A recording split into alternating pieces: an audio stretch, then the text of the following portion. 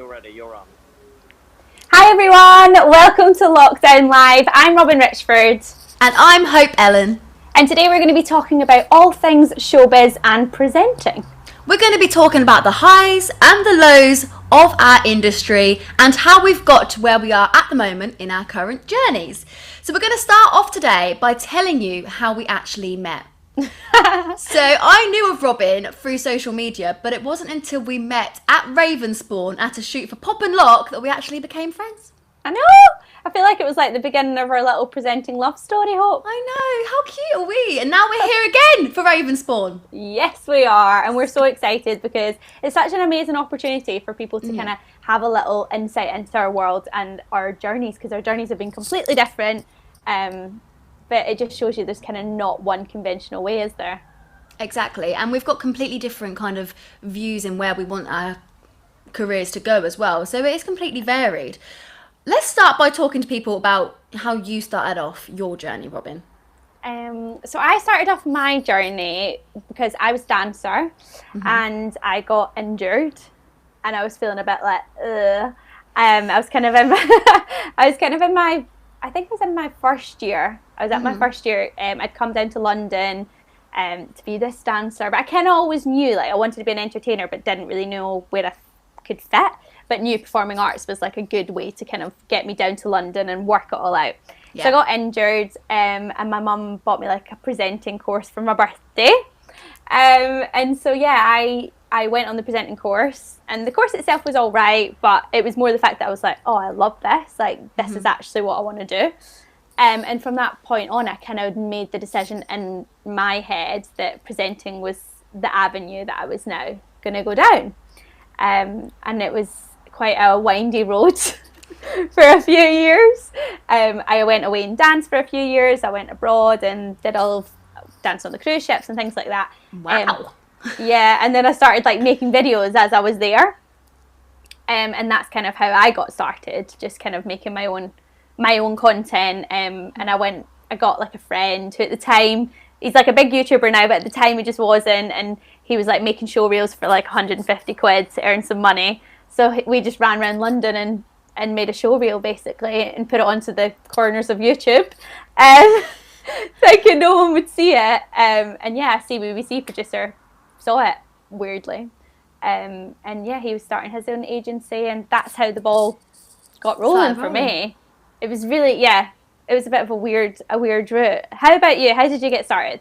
I mean, where we completely differ straight away, because how you said you knew you were going to be in like the entertainment industry and the creative side of things. Yeah. I never saw myself like that. When I was at school, for example, I went to a drama school that specialised in performing arts, and I hated it. I was like, that's not me at all. I'm not like that. I was more the kind of person who studied history and then like ace an exam, like writing essays. That was what I was like. Yeah. So for me, it wasn't until I got into office work. And I'll be totally honest, I went through a really personal, really messy breakup. And that pushed me into looking at different avenues where I could take my life and where I could take my career. Yeah. Because I always wanted to be a presenter when I was younger. And then I was like, oh no, I can't do that. And I think someone once told me, they were like, oh, you don't want to be a presenter, you can do better than that. Someone once said that to me. Really? So for me, it was like, I wanted to do it when I was younger. I used to do hospital radio, and then I kind of neglected the idea, and then I went through this messy breakup and was like, actually, I want to do that. I can do that. I started seeing people doing presenting who had similar personality traits to me, who hadn't gone to university and got a degree like I didn't. So I figured if they can do it, I can do it as well, and I kind of want a slice of that. Yeah. So for me, it was Sorry, what were you going to say? I was going to say there's nothing quite like a breakup to give you a little realisation. Well, it always makes you question what you're doing, doesn't it? It does. It makes you go, what is my life? Yeah, it makes you change your hair colour, and then it makes you move off to London to go and chase your dreams, apparently, for me. But I'm really glad that actually happened, because it put things into perspective for me, and I am where I am now, and I feel like I'm on a good path to something really great here, and I love the creative industry. And like you said, in terms of you started by creating your own content, that's exactly where I started as well.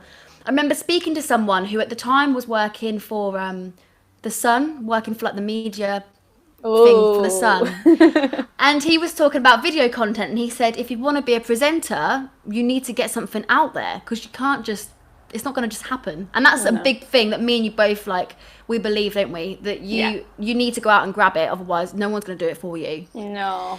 So I started producing content on YouTube, and then I sent it to loads of production companies, and then I started driving to London for different shoots, and then I moved to London, and the rest is kind of history now.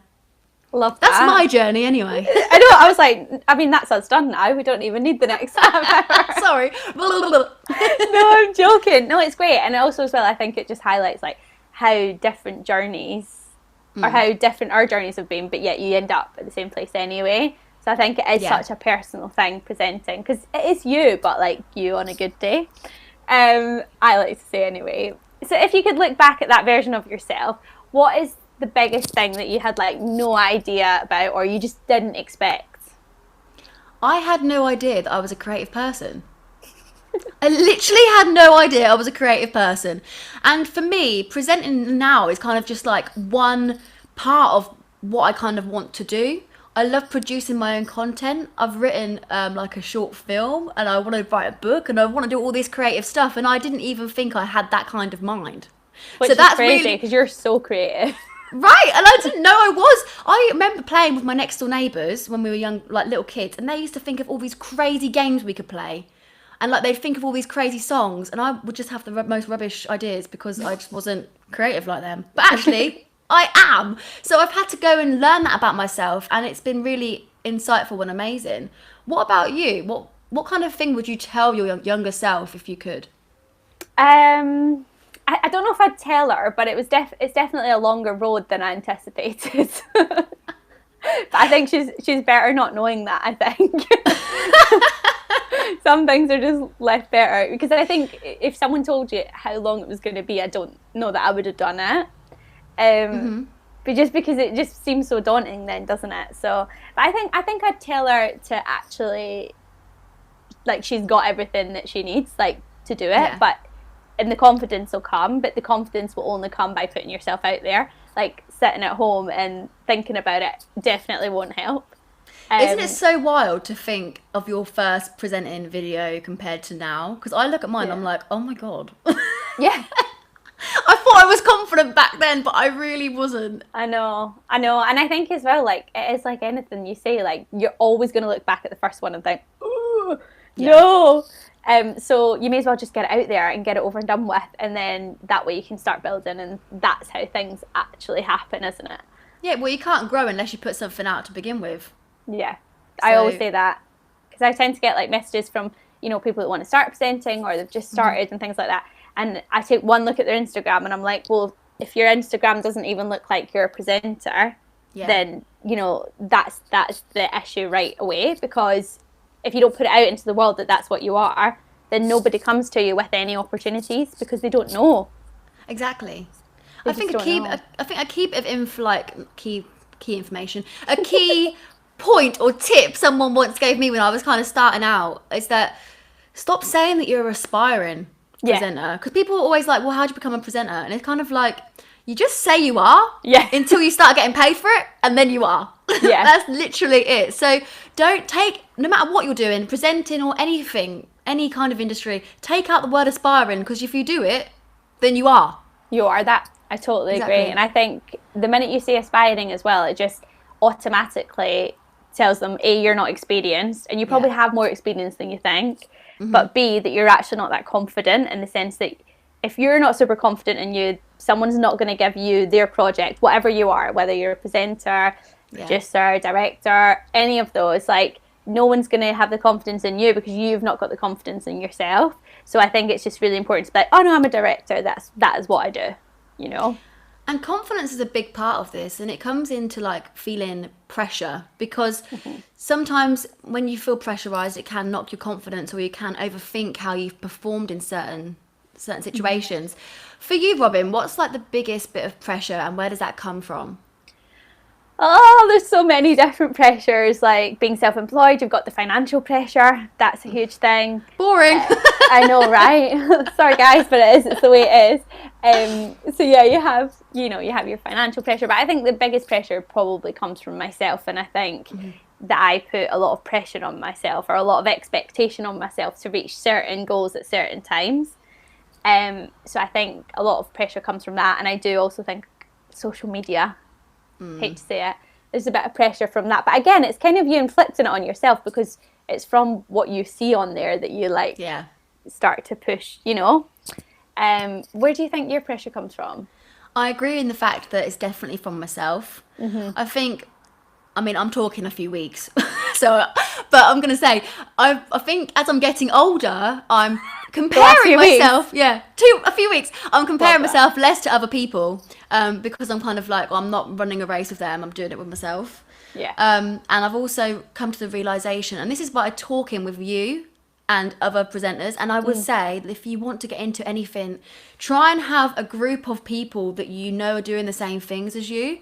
Because with presenting in particular, a lot of people don't really get it, or they don't understand what you're doing or trying to do. Like, I create content, like my dad the other day. He's not going to like me for saying this. I was saying, I want to make this video, Dad. And he was like, well, who's going to watch that? And it made me feel really rubbish, but it was like, he doesn't get it. And that's fine. He just doesn't understand it. So I'd say it's really important that to relieve pressure and to make sure that you've got a strong support network who you can bounce ideas off and who you can basically reassure yourself that you're doing okay, is to have people who are in a similar position. Yeah, which is why I'm really glad that me and you are friends, because if ever I'm feeling pressurised, I'll come to you and you'll sort me out, and vice versa. Like your agony aunt. Exactly, because you do need that, really, truly. And you do need coping mechanisms, because otherwise it can get a bit much. Is there anything else that you'd say is your kind of like go-to coping mechanism? That's what I do to kind of get through the pressure. I don't even know if I have any mechanisms, to be honest with you. I'm a bit of a workaholic, so it's probably something I should work on. I think sometimes, like you said, I put too much pressure on myself, and I'll do a shoot, and I've been in situations where I've done a shoot and I've been like, oh my God, I've done so rubbish, and I will beat myself up about it. Yeah. But I've learned that you need to really shake it off, and I learned that lesson through working with someone once, and I was doing press coverage. And I was doing one job, one part of London, and then straight after I was running to another part of London to do another one. Yeah. And in my head, I didn't actually do a rubbish job, but I thought, I've done a rubbish job there. But I had to shake it off, because otherwise I would have carried that, and that other performance would have been rubbish as well. Yeah. So I had to learn that you're not always going to be perfect, because you're human. But most of the time, if not all the time, you're much better than you actually think you have done. Yeah, because you've got it all going on in your head as well. Like, no matter what you do, whether it's presenting or any other job, you've got in your head like your own dialogue, and you kind of know how you're feeling in those moments. But actually, it probably didn't actually come across like that at all.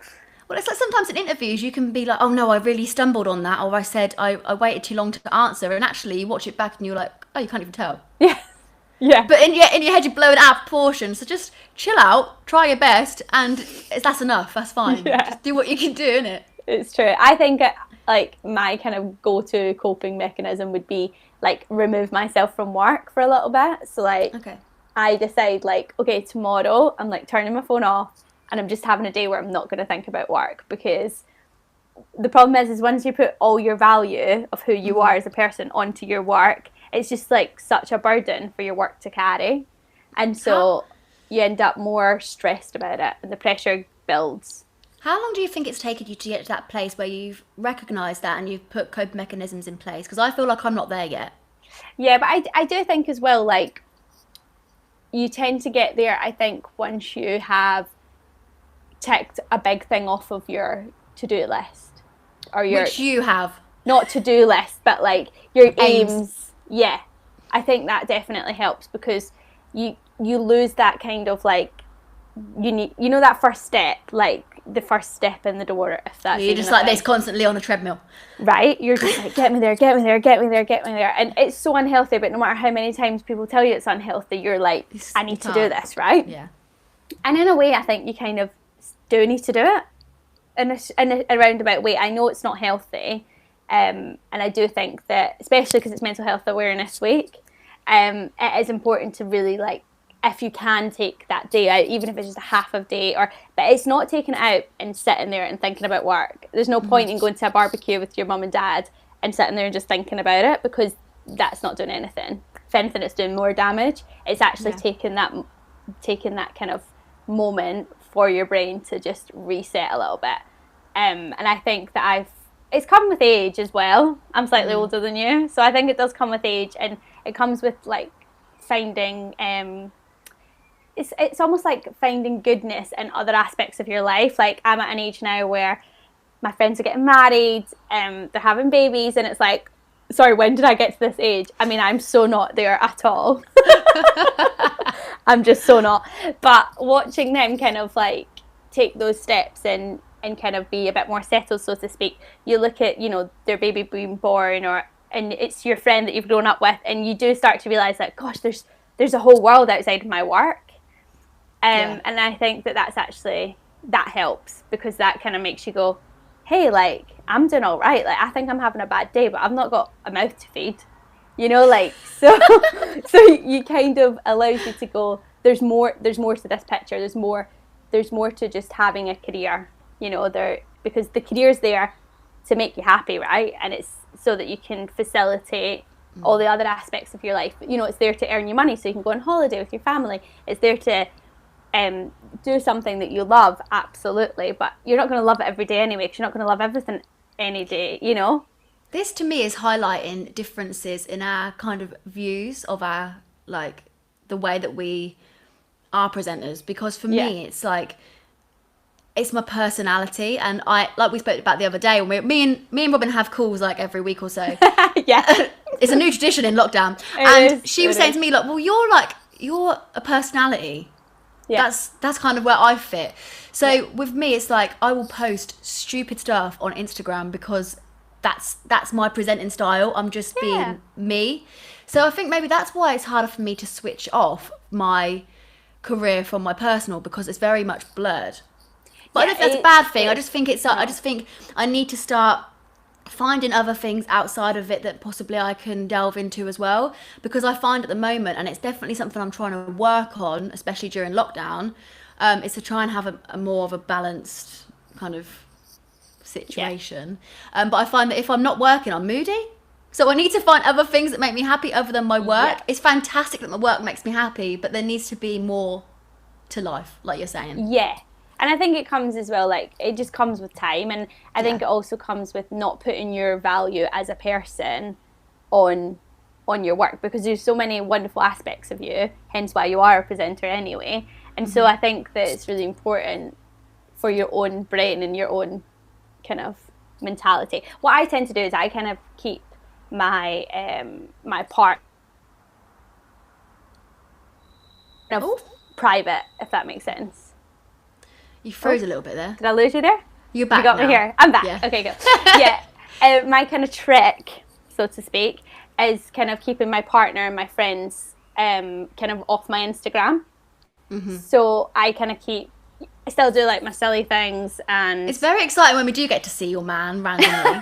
I'm like, oh my goodness, I'm seeing Robin's life.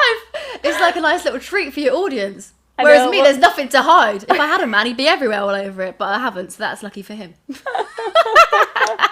I love it. I feel lockdown, all the rules have gone out the window in lockdown, because content-wise, it's so hard. Well, I'm using my mum and dad for my content. I'm really exposing everything here. There's just nothing else happening, so yeah, that's why I've seen him. I feel like, speaking about the pressures, we're kind of downplaying how fantastic of an industry we're in. Yeah. So for you, Robin, what is your favourite part of being in this industry? Oh, my favourite part. I think my favourite part is getting to work together creatively with other people, and starting with nothing and seeing it become something. And I think that's my favourite part. My favourite part is like when you're in the room, you're with all the creatives, you're there with the director, you're there with the producer, you've got the cameraman, and you're just sitting there with almost a blank canvas.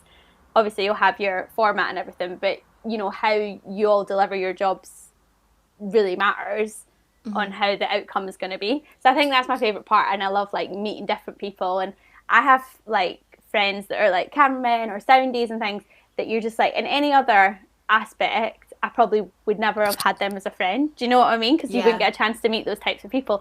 And so yeah, I think it's really nice to like get to know their stories. And you know, you've got like soundy who's in his 50s, and you've got like a researcher who's in, 18. And so it's just really nice to kind of like have that wide range of people. I think that's my favourite part. Especially when you work with people like students from Ravensbourne. Hey, who are going we to love go them. into I feel like a really key bit of like a tip I would give people who want to be a presenter is look out for universities who are trying to get presenters in to do their projects, because think about it cleverly, these people are going to go into the industry that you're going to be working in as well. And if you do a good job for them at that stage when they're a student, they may think of you later on in life. So it's all about, I think, and working for free as well. Sometimes you have to work for free, but sometimes you get things back in return. So, for example, I've worked with people and done shoots where I'm not getting paid, but then they filmed stuff for me, for my own content. So it's like you're saying, it's all about that collaboration and that collaborative approach, and meeting people is really good. Yeah, I think that is my favourite. And also I love like the action part, when it's like the countdown and I'm like, Cute. I was going to say, this isn't going to make me sound good, but it's honest. I think another thing for me is that being the youngest child for my family, a few years later, and just basically my personality as a whole, I like being the centre of attention. Yeah, you do. I really do. So that's a really good thing about this industry as well, is because when I'm on camera, it's like, hey, it's all about me, mate. At least I know that about myself, innit? So if you're like that and you like being the centre of attention, then it's probably a good it's a good place to be. It is. It's a good choice. I love it. So fun. Thing is, obviously we were always talking about, the good things, and we're all about the positives, but do we ever get the green-eyed monster? Well, I've grown up in the last few weeks, as I mentioned previously. The green-eyed monster does definitely exist in all walks of life, no matter what the situation, whether it's personal or industry related. I think it's definitely something that you need to accept. It's a natural feeling to feel jealous, and I feel like there's a huge pressure on people to not feel jealous because it's seen as an ugly emotion. But oh my God, we all feel it. So let's just allow it and just let yourself feel it. But also understand that, and you taught me this, because you're my little guru, is there's room for everyone to be presenter, and it's not like you're competing with each other, because you're completely different people and you're going to be cast for completely different roles. So you're not in competition with other people because you're all doing your different things. Yeah. Is that what you were going to say? Have I completely stolen your bit of advice? Have you just stolen my line? Did you just steal the guru's line? Wow. Sorry. I'm joking. No, but you are right though. I think that once you kind of get over in your own brain that what you're suited to isn't what everyone else is suited to, and what's so nice about being a presenter, especially if you're a presenting personality, and we touched a little bit on that before, you can get like a presenter, then you've got a presenting personality, and then you've got a specialist. So there's like three lanes, so to speak. So especially if you are a presenting personality, the show is driven by you as you are, and so I think that makes such a difference to the show, but to like your own brain to kind of go, oh, actually, let's be honest, I don't really know that much about grime. So I've literally said that line in an email this week. Really? Because it's like, I mean, I don't. I'd love to know more about grime, but I don't. So it's like, let's be honest, I'm not going to be put on Capital Extra. Robin, you touched on the three different types of, there's main types of presenting. Do you want to just explain those to people who might be tuning in who don't necessarily know what they are? Yeah, of course. So you've got your first line, which is specialist. So that's someone that has a degree or special skills. So if you saw someone like Dr. Hillary on Lorraine in the morning, so if you're a doctor, if you're a dentist, maybe you're like a skin dermatologist, maybe you're a beautician, fashion, maybe you're a stylist. So that's the specialist route. So that's anyone that's kind of known as the specialist, or maybe like a Place in the Sun, they're estate agents, that's a specialist. Historians. Historians. She loves history, doesn't she? Bloody hell. I am today. I'm loving the old Tudors. Whoop, whoop. Tudors. So you've got the specialist, then you have the TV presenter. So that is someone where the content is the driving force. of the programme. So I guess something like A Place in the Sun, if you've ever watched, I'm trying to think of, Suzanne Reid on, is that her name? Suzanne Reid? She's got Might have got it wrong. Good Suzanne Morning Britain? Yeah, with Piers Morgan. Okay, fine. You know, what's his specialism? What, Piers? Oh gosh, let's not touch on that one. But yeah, like someone like her who the content drives the show. So the fact that it's about you know, like whatever's in the news that day. So the content's leading that, and obviously she's good at delivering that content. So something like that would be a TV presenter, and then a presenting personality would be someone like Ant and Dec or Keith Lemon, where their personality shapes the content. Yeah. And so it's very much driven by having that person present it, if that makes sense. Well, that alone, just you talking about those 3 different types of presenting, just shows people that there is so many different routes into this. Oh, so you many. haven't got to go to university and get a specialist degree if you don't want to do that kind of presenting. And even if you do want to do that kind of presenting, you don't necessarily need a degree, I don't think. I think you can teach yourself something, can't you? Yeah, of course. Like, no, you could be like a gaming specialist. So, you know, you've got TV presenters that have come from the fact that they're gamers. You know, they're always on, I don't know, games. FIFA? What's her name? Is it Elisa the Witch or something? She's Elsa Witch, yes. So she's the perfect example of a specialist. So she has got, but then she's also got the kind of presenting personality aspect along with it, because she calls herself Els the Witch. So the idea is that she's a little bit moody, basically. I didn't know that. Did you not? No. Yeah, so she presents on Rinse as well, and so they are a bit more of a presenting personality, but obviously she does all the JD stuff because she's like specialist in gaming. She has like built like big towns on Sims and things like that. So yeah, there's different routes basically, and you can kind of pick, and people dive in and out of them as their careers shape and. Yeah, and there's nothing wrong with exploring different things and having your career kind of be like the roots off a tree where they go off in different directions. Yeah. Which is how I kind of think of it. Getting metaphorical now. What I was going to say as well is that if you are looking to get into specialist kind of presenting, it might be an idea that you try and focus the content that you put out yourself to be around that subject. Yes. So, for example, if you wanted to do history, be a historian presenter, I would suggest produce your own content around that. So go and explore things in your local community after lockdown, and talk about them. So that kind of gives you that edge and shows producers and casting directors that is your kind of speciality. Yeah, they need to know what, even if you are a presenting personality or even just a TV presenter, they do need to know what you're about. Who are you? What do you like?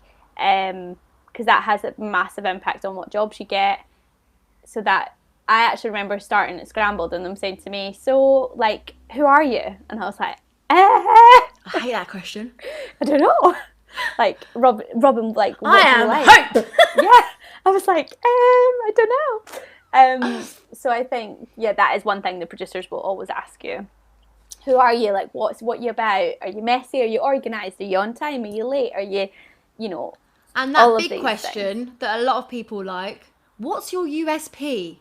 Dun, dun, dun. Which is your unique selling point. Yes. Do you have one? I don't think I have one yet, but I think that's okay. Yeah, I don't know if I have one. I have Scottish is definitely a USP. And I guess I don't really have one in the sense of I'm not like, okay, I am the girl. You're not like stuck. Yeah, I'm not like I'm the music girl or I'm the, I think I'm quite bubbly, but that's just kind of who I am. So I don't necessarily know that I have a USP yet. Hopefully I'll that's okay one. Though. I feel like that's okay that's more like if you're a specialist, I would say.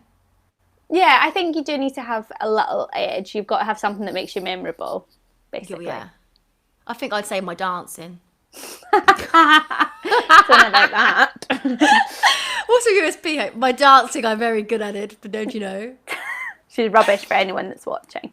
Hey, I think we should touch on auditions as well, because obviously you talk about Scrambled, the kind of, you had to go for an interview or whatever, and they spoke about who are you, but kind of auditions for people as well. If you've never been to an audition, my kind of advice for you would be try to go to as many as you can, because even if you don't really want that job or it's not paid, the more experience you get in that kind of stressed environment is going to be really beneficial for you in terms of experience. What would you say on that, Robin? Absolutely. As often as you can, like, get in the room, even if you know you're not right. I've gone to rooms that I know I'm never going to get.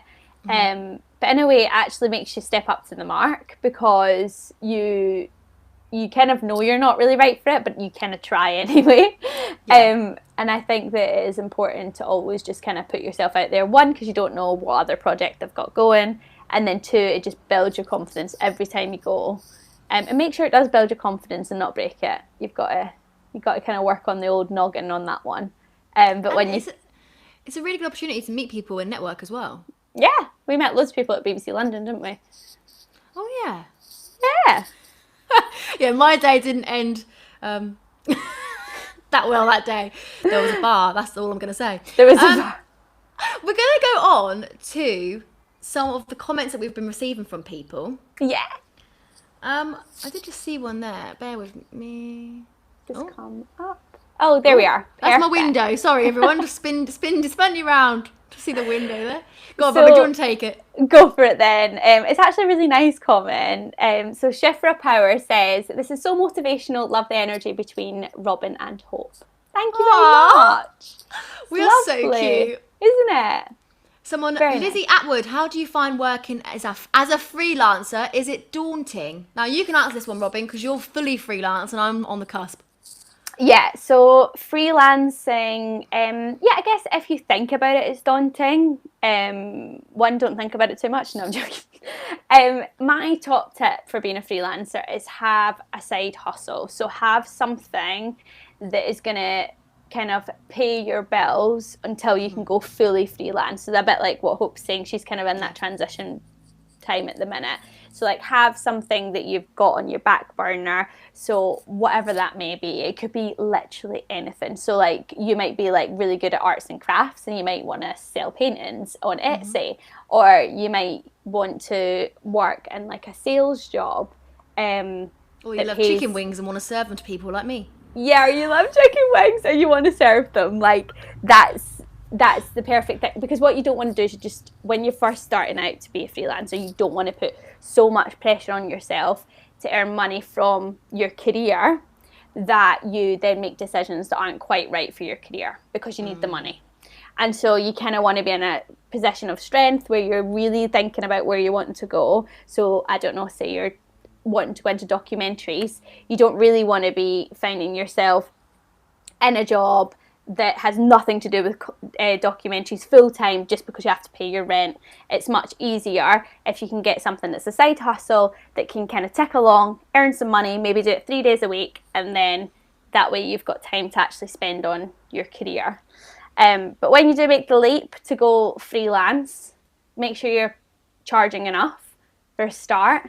It may seem a little bit daunting to have the confidence to say this is how much I need, but remember, you don't get holiday pay, you don't get sick pay, you also won't be at that rate 5 days a week, sadly, although it'd be lovely if you were. So just be aware that when you are charging, you're charging for all of that as well. So don't just think like, oh, in a normal job I would get this much, so I can just charge this much being a freelancer. Just really think about the fact that you've got to cover all that time as well. That would be my tips. Oh, got another one. We have got another one. Go Stephanie, for it. What are your ultimate aims? Is there a specific show you would like to work on? Go for it. Oh, I don't really know. I mean, for me, top one would be to go in terms of radio, because I kind of divide them. So like radio and TV, I kind of find different. Yeah, they're separate. Yeah. So, and they're completely different styles of presenting as well. Yeah. You cannot compare the two. I think you agree with me on this. We've spoken about it before. Radio is so much harder than visual content. Yes. Yeah. It's a massive, it's a skill. It's a skill that you need to work on, and then work on a little bit more. I think as well, though, some people are naturally better at radio or naturally better at TV, if that makes sense. I think there are some people you can get the skills to be excellent in both, can't you? Yeah, absolutely. Which is where we're going to be at, essentially. So for me, like radio, I'd say Radio 1, my biggest role model would be Greg James, because I think he's absolutely brilliant. He's intelligent. He's just insanely good. I think he's great. James. So obviously you've got to aim high. Radio 1 breakfast. Love it. And then I kind of want to be, if you imagine Davina McCall or someone like that who's well established and not just confined to one thing, but she's a household name, is kind of what I want to kind of go for. Yeah. But I also don't just want to stick to presenting. I want to explore loads of different things in the creative industry, and I don't really know where it's going to end up me going, but I don't want to, what's the word? Restrain myself? Yeah, or constrain. Constrain. I don't know. Maybe I should, one of my skills should be to go and read dictionary. But I don't want to like stop myself from exploring different things. For example, last year I got asked to be an actress in this show, and I was like, absolutely not. I'm not an actress. I'm a presenter. They are so different. And actually, and then this person kept asking me, it was a mate of mine, he was like, please Hope, you'd be perfect for it, please. And I was like, all right, I'll do it for you, all right. Yeah. But I was still dragging my heels, and you know what? I went and I filmed those 2 days, and I absolutely loved it. And I found out that actually I'm not a bad actress. So quite frankly, I could do that and all. So I feel like do not constrain yourself. Yeah, that's the right word. Don't constrain yourself to anything, because the creative industry is so vast and there's so much avenue for people to explore different things. Even think of things like Rihanna, right? Started off as a pop star. She's now got Fenty. She's now got underwear. She's been in movies. You don't need to constrain yourself into one box. Yeah. I can't remember what the question was now. But the question was, what's your ultimate aim? So I think you've answered that. That's good. I think I answered it in a very rambly way, but that's the way we do things here. I've got a question here. You mentioned about fee and charging. Yeah. How do you work out your fee, Robin? So I work out my fee by taking what I think I should charge, doubling it and adding a bit. When you say adding a bit, what do you mean? Add a little bit. So like, say in your head you think, God, I'd do that job for 100 quid a day. Ask them for 250. Because they're going to bring you down. Yeah. That is the number one thing. They will always bring you down. Or they could turn around and say, oh, well, we're going to offer you 500, but you've said 250, so we'll take you for that. Yeah. No, but it's true. That's why I say double what you think and then add a bit. Because 9 times out of 10, you'll always undervalue yourself. And so I think that you are 100% right. I've done that, where I didn't do that rule that I was thinking. And when I started out, and then I got on a shoot and realised I was getting half what the other presenters were getting, which is like, But you would have thought, like, they'd feel like, they'd say, oh, no, everyone else getting charged this much. Do you want this much? They won't. They just don't. So I think it's really important to, that's my rule. Double it and add a bit. They'll always bring you down. And also as well, like, normally when you double it, because in your head you've got where you think you sit, and usually it is around that, doubling it's around that ballpark, which is crazy. I mean, you know yourself, you might, are you someone that tends to undersell yourself? Are you someone that tends to oversell yourself? Then if you're someone that tends to oversell yourself, let's maybe not go in at 10 grand. Do you know what I mean? So like, you'll know who you are as a person as a general rule, but that's my general rule, because I tend to, and I know most people do, tend to put their value down. I'll go in and say, I'm worth 25 million, thank you. I'll have it all. Right, we've had one more comment, haven't we? Should we go for one more and then maybe wrap it up? I don't know. Yeah, Charlotte. Hey, what's your favourite memory you've had while working? Oh, so many. I've got a good one. Go on, you go first while I'm racking my brains. For my entrance onto Scrambled, they basically decided to do like a promo, like an advert for it. So for the advert, they decided to like wrap me up in like wrapping paper. I remember seeing and this. Then I had to like burst out of the wrapping paper. So so they basically wrapped me up in this wrapping paper, and then they kind of didn't really think about the fact that they didn't have like another roll of wrapping paper should it go wrong. And so I was like, oh my gosh, I've got to get this right in one go. And they were like setting up the lights, the camera and stuff. So I was under there for about 15 minutes going. Did you have an in-ear saying when it's time? No, I was just boiling. I could hear everything, so it was fine, but I was just boiling. And so I think that's my favourite memory, because I remember thinking, as if this wasn't stressful enough, this was like obviously my first day, and I was just like sweating. So yeah, I think that's my favourite memory. Nervous and wrapped up in wrapping paper. Yeah, that's the one. I think for me, and I mean, it's not been my most paid job, so don't think that money rules the world. No. That's what it does, but I love that. For me, it was a job that I was getting paid minimum wage actually, but it was such an amazing experience. I went to ITV Palooza. You know this experience because you were there. I was. ITV Palooza, a big party with ITV. There was a red carpet. Well, actually, it's pink carpet. And I was doing the press, so I was behind the barrier. And I got to interview Robin, who was on the pink carpet. Yes, but I also got to meet loads of other really cool people. Sorry, Robin, but Simon Cowell. So I wasn't the coolest person you met? Sure. Dermot O'Leary, loads of really cool, massive, famously people. And I come away from that experience like, oh my goodness, that was crazy. So, yeah. That was a favourite for me. And I think also seeing you there as well. I liked seeing you there. That was nice. I felt really proud. I loved seeing you there because I was so nervous. So yeah, I was like, yay! I was just trying to jump over the fence and be next to Robin and try and get my way in, but no. Bring you in this time. This year, this is the year. I think we've got one more question, haven't we? I think we're all done now. Charlotte was our last one. Yeah. Oh, there we go. I know, but thank you so much, everyone, for listening. I really hope that was helpful. We kind of ended up just chatting, didn't we? That's what we tend to do. We do tend to do that. But if anyone's got any questions they want to ask, I don't know about you as well, but if they want to ask us any questions, get in touch on the socials, and we'll be happy to answer them for you. Yeah, of course. Don't mind a DM. Never do. Obviously, strictly industry talk, but yeah. My Instagram, if you want to follow me or ask me a question, is @HopeEllen __. And Robin? And I'm Robin Richford. So that's Robin with a Y, and then Rich as in Rich, and then Ford as in the car. Rich with an I? No, Robin with a Y. Yeah, but Rich with an I. Rich with an I. Oh, now you're confusing them. I'm confusing you, that's for sure.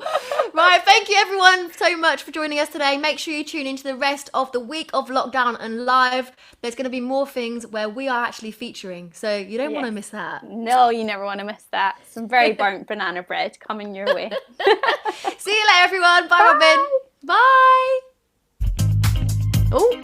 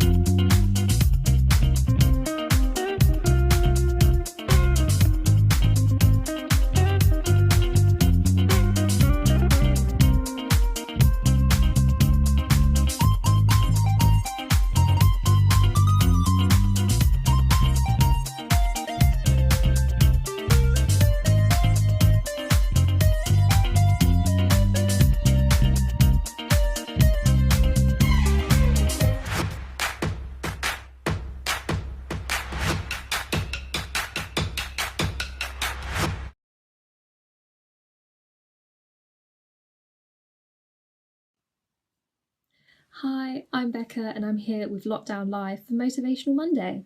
I'm a poet and I currently work in the publishing industry, but today I'm here to talk about how I became a poet and my journey to publishing my own works, Rebel View.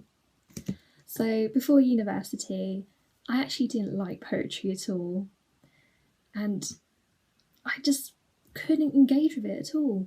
I was very much set on writing fiction and being a novelist in the future, but I kind of just brushed poetry aside. And I think in some ways it was because I was being lazy. I didn't want to learn more about poetry. I couldn't engage with it. And the poetry we were looking at was Shakespeare, Christina Rossetti. And because the diction was quite different, it took a little bit more time and effort to analyse those pieces. I honestly didn't want to put that effort in at that time. But I was 17 at the time, 17, 18.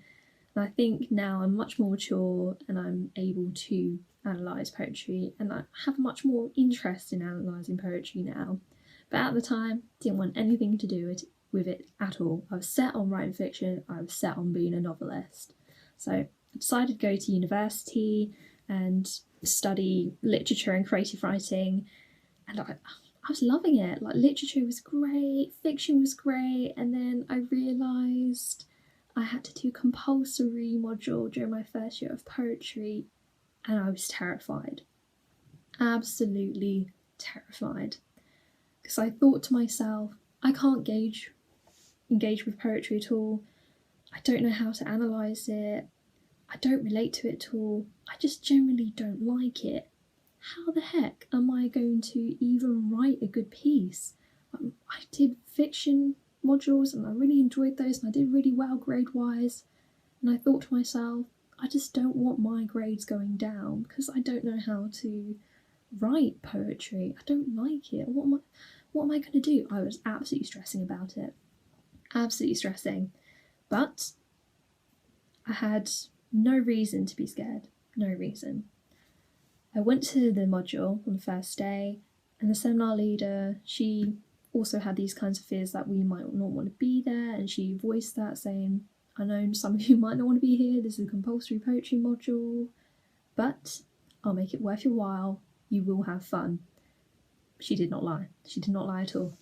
She took us back to the basics, of course, like Aristotle, Shakespeare, looking at different Shakespeare sonnets. She did take us back there, but she made it so easy.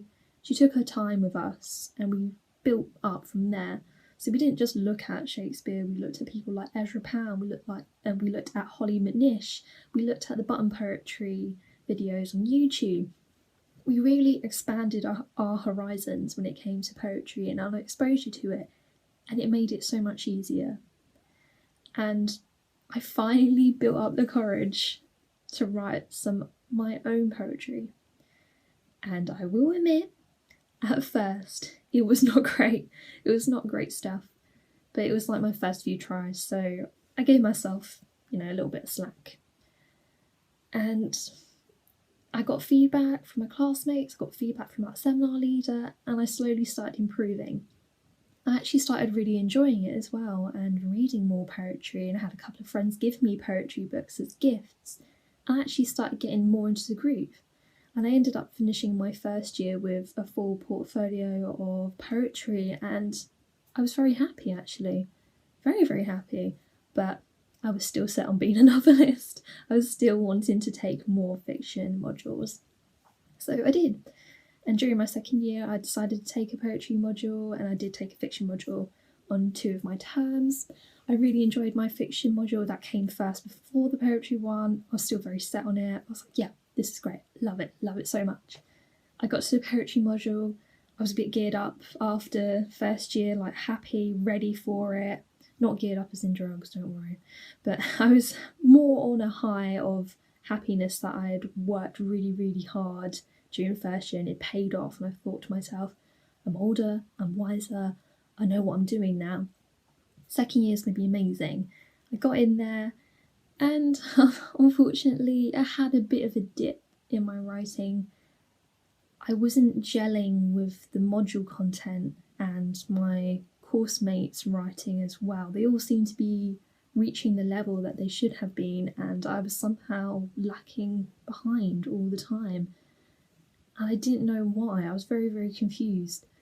And even reading all their work, I was like, why am I not connecting? There's something missing. I really honestly didn't know why. And I struggled a lot with it for a while.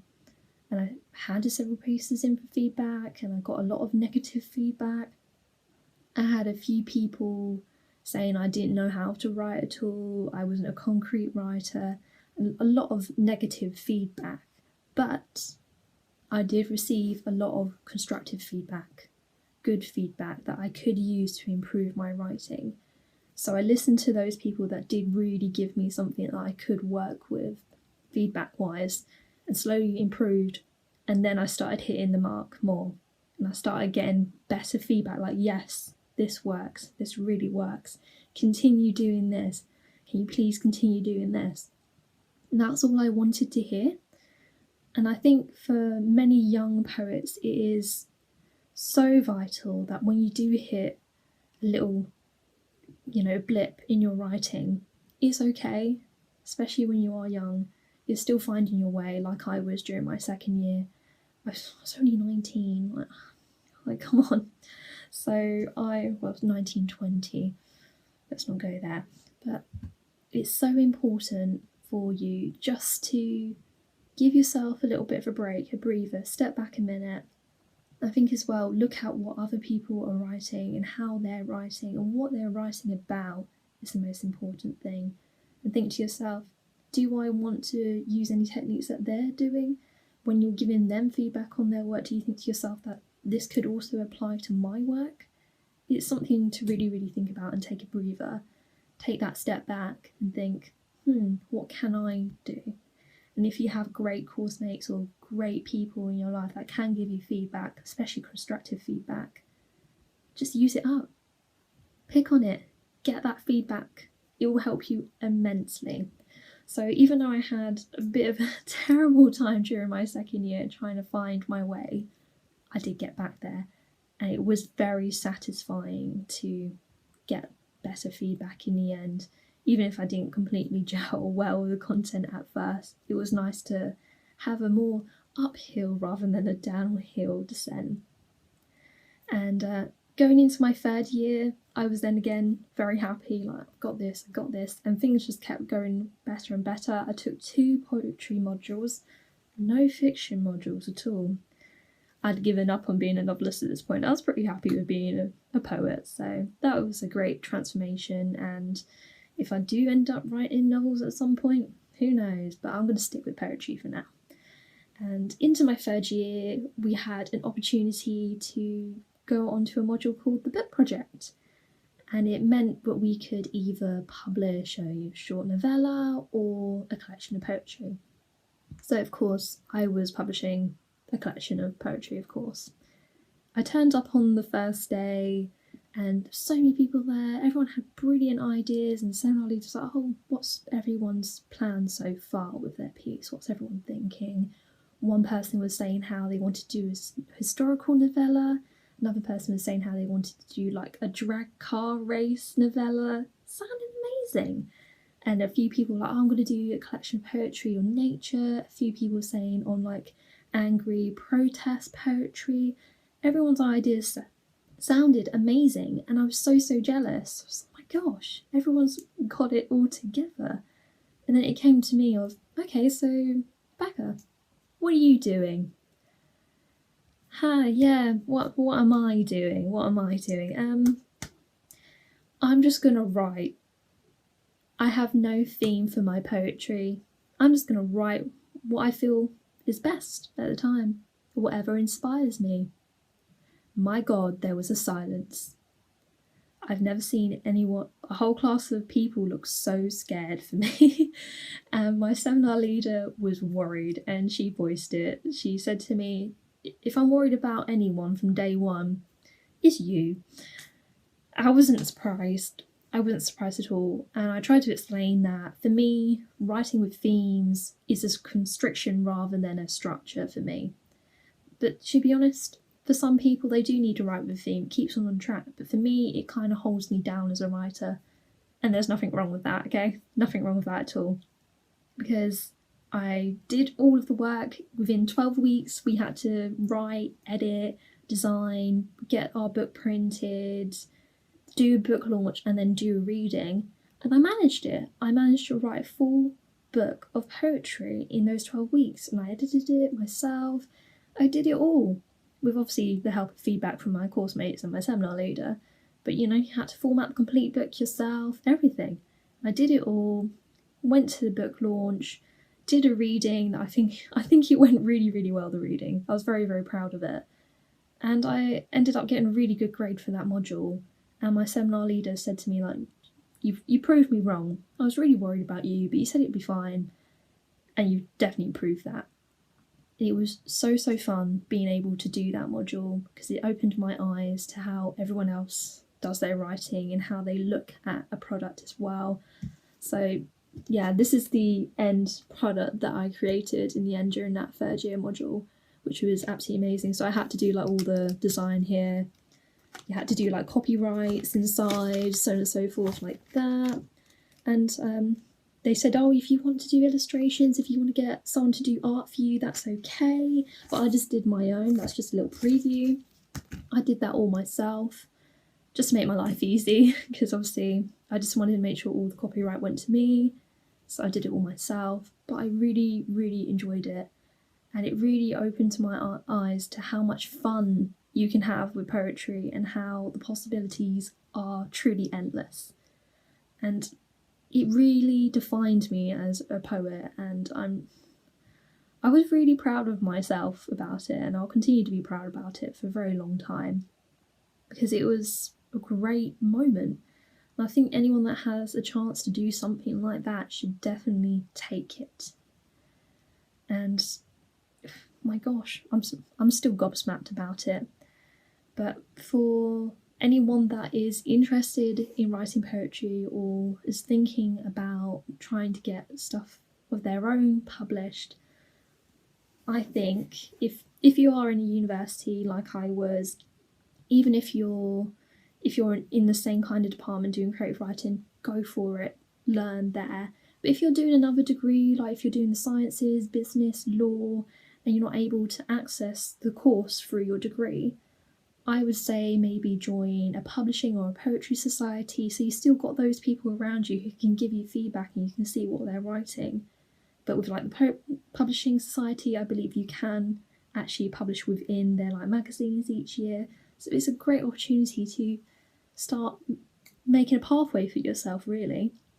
And as well, even if you don't go to university, that doesn't stop you. If you join a poetry group, you can still get that feedback from someone.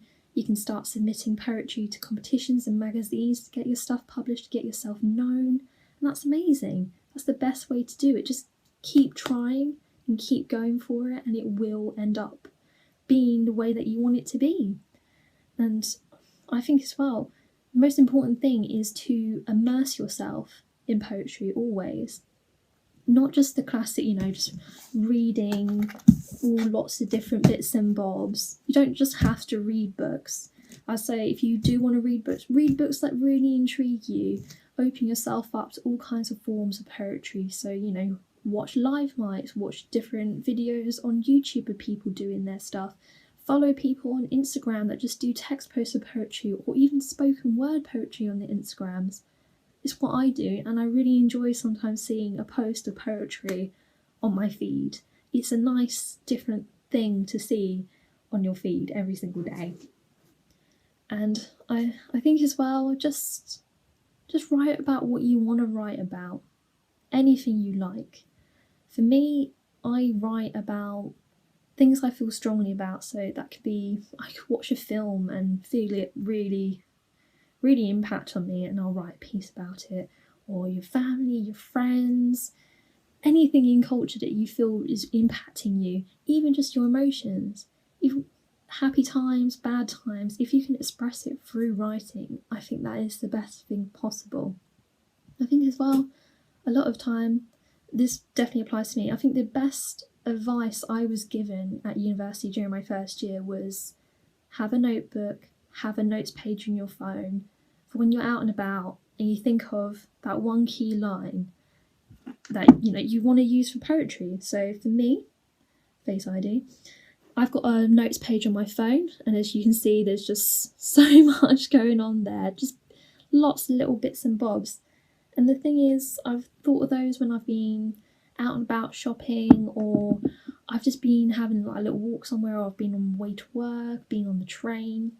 I just think to myself, oh, I need to note that down for later. Because the key thing is you might not remember the greatness of that sentence later on. You need to get that down now. And I think that's a very key thing to writing. Getting your thoughts down immediately as you think of them is the main thing.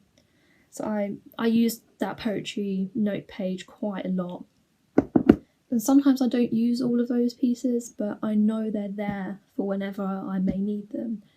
And it's sometimes nice after a while when I feel I have a bit of like poetry writing block to just go through that notes page and think, what was I thinking about? What did I see that made me think all these different things? It's really, truly amazing to see how creative your mind actually is at times when you think, oh, I'm not a great writer. Have a look at those notes and you'll be so surprised at how creative you are and how descriptive you are. It's truly amazing. And that's one of the best things I can advise. Just keep writing as well, just keep doing that. And I think at a time like this where we're all kind of stuck inside and we're not able to truly express ourselves with our loved ones, it's a key thing to keep on writing, keep expressing yourself. There is nothing wrong with doing that. I just want to say thank you to Lockdown Live for asking me to do this talk today. I am so honoured to be a part of this project, and I've had a lot of fun doing this, if I'm honest with you. I've had a lot of fun with doing this. So if you want to follow me on Instagram, I am poetry_rebel.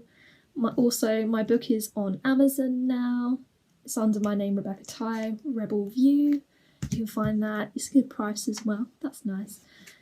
And hopefully, if you want to ask me any questions, you can DM me on Instagram. I'm happy to help out in any way I can. So thank you very, very much for today, and I hope you enjoyed this talk. See you later.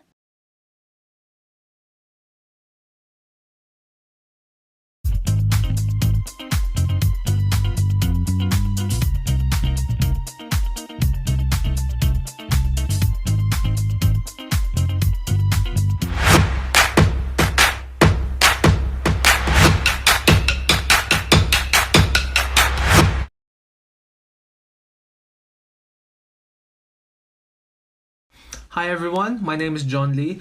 First of all, thank you very much for inviting me to Lockdown Live. I really appreciate it for having a platform to share with you guys what I've been doing during quarantine, and also for the other speakers today and the other days. Today I will present to you guys two of my spoken poetry videos. First one's called My Bittersweet and the second one is called My Playlist. My Bittersweet has its own description at the beginning of the video, so here it is.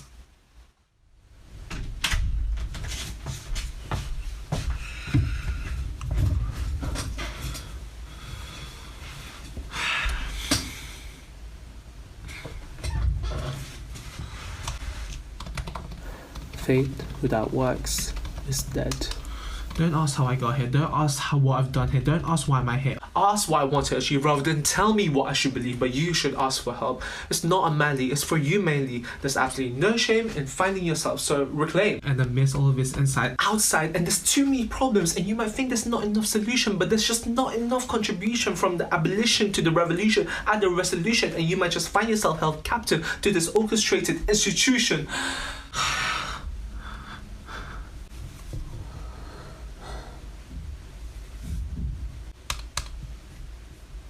So are we really living in a revolution if we're just attracted to the redistribution of hollow promises of redemption? Faith without works is dead.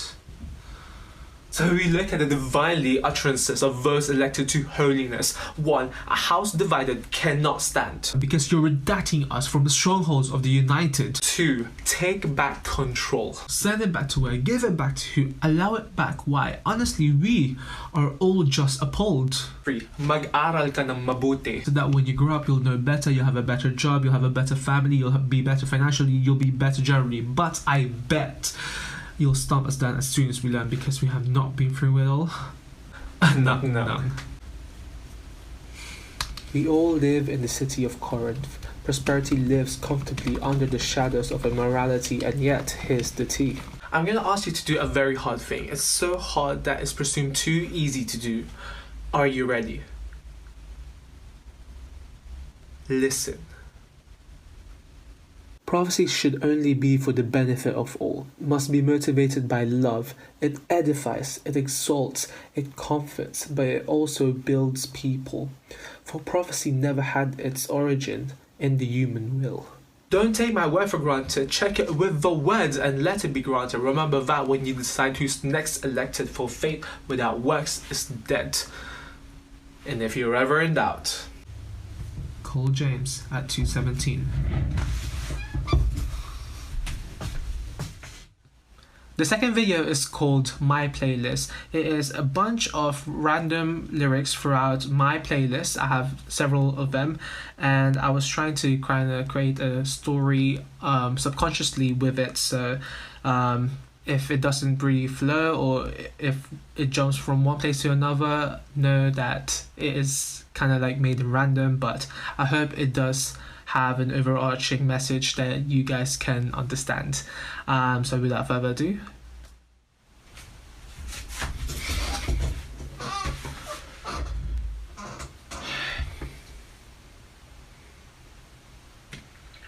my playlist. You can do it even if you're hurting. It's a melody that was not taught. There's a love so high you were there all along. What a mighty God. What a mighty God you are. So I figured out, I gotta be my own type. Dial the telephone. Hold up. They don't love you like I love you. I make music that entertains. Visit but impressed. Like never before is the season for being happy. Show me your scars and I will walk away. Candy paint, keep that whip clean, and ooh, my baby's fly. Baby, ooh, come on baby, it's you. There was a number in the fire. Great is your faithfulness, our praise and all we are today. I need some faith. I've been here all night. It's been a long time, but remember who you are. I'm always over top. You said you love me, and do you? Tell me where you've been. Even though you don't mean to hurt me, you take my places that tear up my reputation. You're the most beautiful maiden in my eyes. Should I stop from loving you? I hope my views will change you and me. Like the world revolves around us, I'm crying because I love you. I know I'm not the only one. Started to fall last year. Just asking, why, oh, why?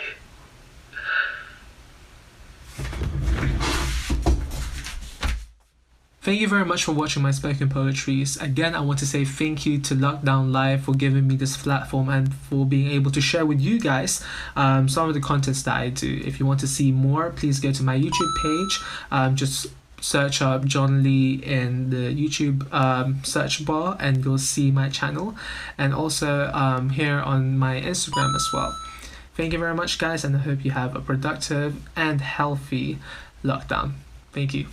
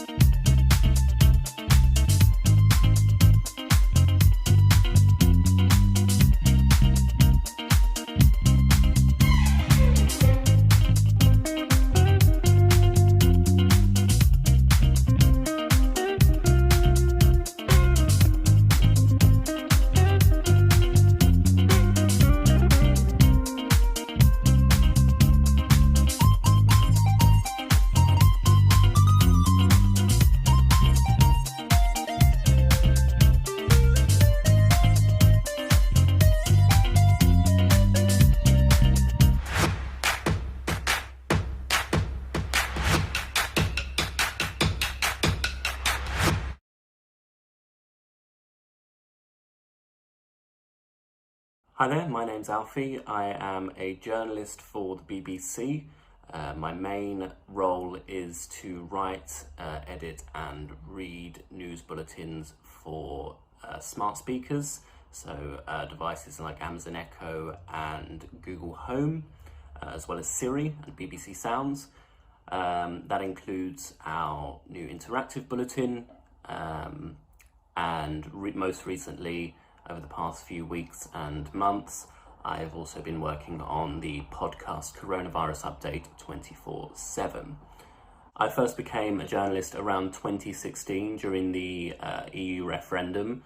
A lot actually happened in 2016, but one of the main things was the EU referendum. And at the time I was, this was my first big experience in covering such a major political story.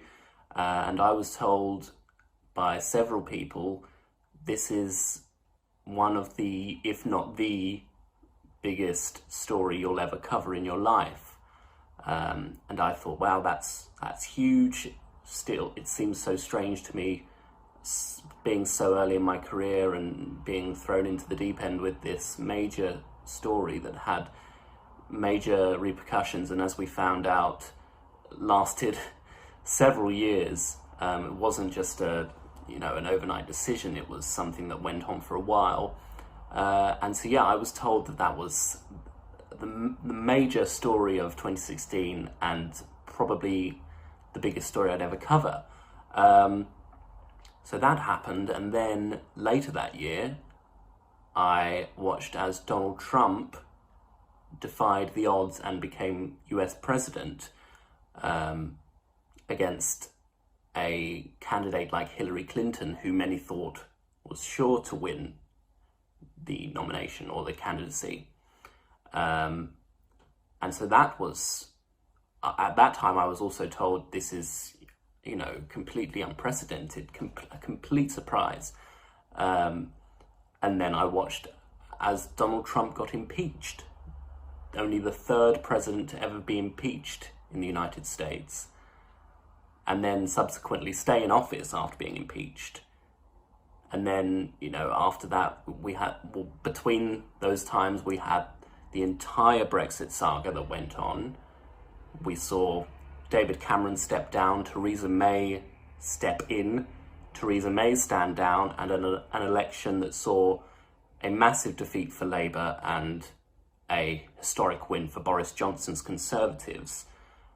And then at this time, there's also major stories like deadly protests in Hong Kong, unprecedented bushfires in Australia, huge events. It just felt never ending. And that whole period from about, I'd say, maybe September, October, November, up until now, has just felt non-stop for me, to be honest. It's just been big story after big story. And I was thinking back to when I was told of the significance of covering the EU referendum as a journalist the other day, and I thought, wow, I was told this was going to be the biggest story of my lifetime, or career possibly, but here I am in the middle of a global pandemic, and that really trumps that, I think. Not just because it's an extremely challenging time to be a journalist. Back in 2016, covering the EU referendum was a major challenge as well, because this is a very, to this day, continues to be a very divisive political issue, and it's very polarizing. And we even saw by the ratio of votes, 52-48 for Leave Remain, it shows that the country is basically split down the middle with this. And so you want to as a journalist, you want to do your best to report the facts accurately and impartially. And that sort of, you're never really going to, as a journalist, you're sort of always going to be unpopular. And this was, as I said, a major political issue that presented big challenges for journalists, not so much on the accuracy front, but on the side of that this isn't really a black and white issue. This isn't left versus right. This isn't just in versus out. This is Labour voters who want in, Labour voters who want out. This is Conservative voters who want in, Conservative voters who want out. This is Remain voters who want to remain, or Leave voters who want to leave without a deal, or people who want to leave with a deal. There are so many sides, and it's so multifaceted that it's not just a black and white issue, and you want to represent all sides of the argument and make sure that as we went to the polls to vote on this historic decision, you want to make sure that everyone is informed of the facts. And that was challenging, but this is definitely the most challenging challenge, really, that I have faced as a journalist. And that might not be saying much as someone who hasn't done it for 20, 30 years, but I've also spoken to people who have done this their whole life and say this is unlike anything else they've ever done. And I definitely feel that. This is something completely different to anything we've done before and presents major challenges for us as journalists. Not only because, we go in every day and sit there and just, follow all of this horrible stuff that's happening from the moment we get in until we leave, and even after that, we're still following it. And, it can be a lot to sit there for 11 and a half hours and, look as the death toll goes up, or the number of infected goes up, or as, certain countries surpass other countries in the number of deaths, and to see images of makeshift morgues being built. But there's a lot of positive news. Captain Tom Moore, who raised nearly £30 million for the NHS, might have even been more than that, I don't remember. People doing amazing things, fundraising, keeping in contact with vulnerable people and making sure that everyone's well looked after, which is amazing to see. But we can't downplay the seriousness of the situation, because people are dying on unprecedented scales. And it's really, you sort of become almost, I think all of us have sort of become desensitized to it a bit, in the fact that, another 300, 400, 500, 600 people have died every day. And you think, okay, that's down from yesterday, but really, it's still a massive amount. And each one of those people was a human being who had a family, who may have had children, grandchildren, husband, wife, partner, had a life, had a job, had colleagues, who wouldn't have died at that point otherwise, most likely. And we have to report on that every single day, while also keeping ourselves safe. Social distancing at work. Most of the people in the newsroom or at the BBC as a whole, and I'm sure it's like this for most other places, are working from home, having to work in different parts of the building, with different people, sitting far apart from colleagues. None of that, it's all inconvenient, and none of it, matches in any way the struggle of people who have lost people to COVID-19, but still, as I was saying before, presents massive challenges for us as journalists. And I think this is a really important time for journalism. I think, journalism is important all the time, but particularly now because, and as we see by the figures, people are turning to the news to find out what is happening. And people want to know what is happening, and people should want to know what's happening.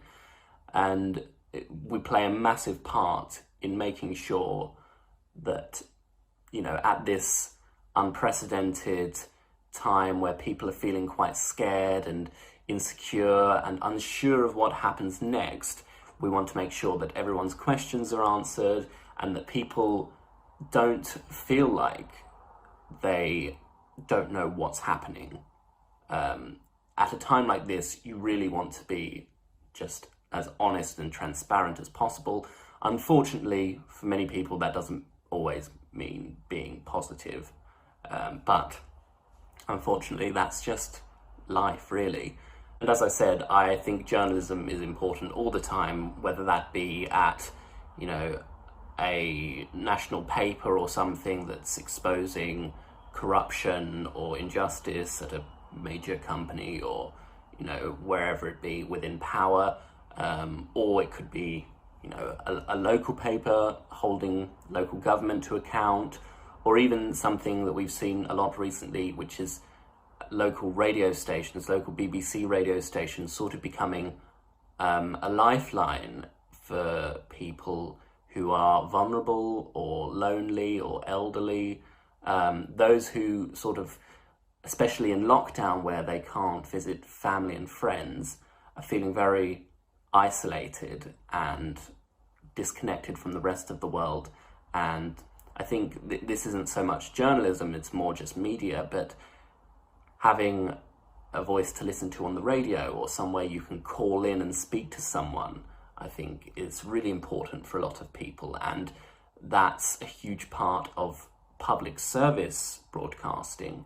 And that's why I think particularly at the moment, journalism is massively important, but also particularly public service journalism like the BBC. This is really what the licence fee is all about. This is what people are paying for. The BBC's role as a public service broadcaster is to hold power to account, but also to inform, educate, and also entertain the public. And that's what we are trying to do now. And that's why this is hugely important, because when is public service broadcasting more important than during a time of crisis, such as the one we're facing now? And so I personally feel quite proud to be playing a role in informing and educating the public on what's happening around us, because, you know, we're not scientists. Not everyone is a scientist. We don't know what happens next. We have a lot of questions about, you know, our own lives, about when can our kids go back to school? When can, you know, we go back to work? What happens to our holidays? What happens to our businesses that are really struggling? What happens if we've got elderly relatives who live by themselves in nursing homes? Are they at risk? And of course, one thing that's quite important to me is conspiracy theories. When are they true and when are they not true? And what do we know about them? One of the main conspiracy theories that has come out of this pandemic is another branch of the 5G conspiracy. Now, every time there is a new type of mobile phone technology, whether that be 2G, 3G, 4G or 5G, there is a new conspiracy about it. And ever since 5G was announced, there have been conspiracy theories about 5G supposedly being damaging to your health.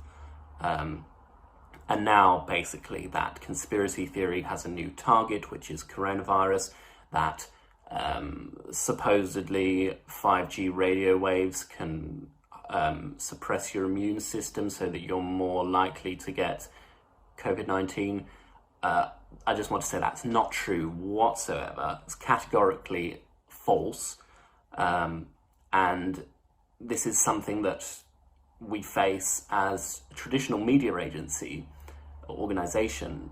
We face in the 21st century of things like conspiracy theories spreading around through WhatsApp, through text, through Facebook, through Twitter, through all sorts of social media, even things like Reddit and YouTube.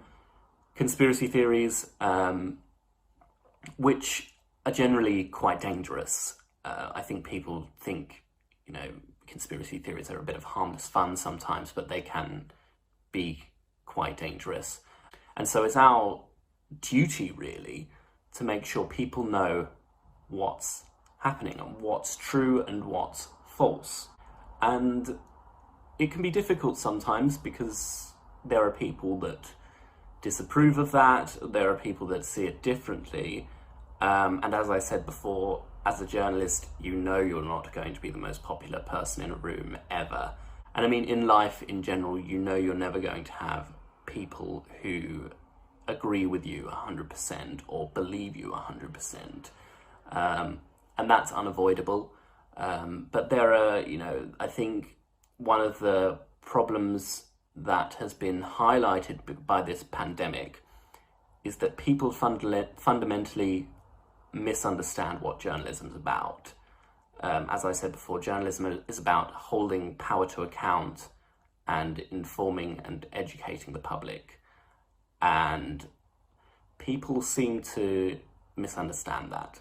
There are lots of people who say that, they don't trust the media, and that they cite studies, supposed studies, that trust in the media has fallen. There are also studies that say trust in the media has increased, and looking at our own figures, you can see that viewership and listenership and readership has increased as well. So that would be more reflective that people are actually turning to the media in this time of crisis, so that we can be there and be their voice as well when we hold power to account.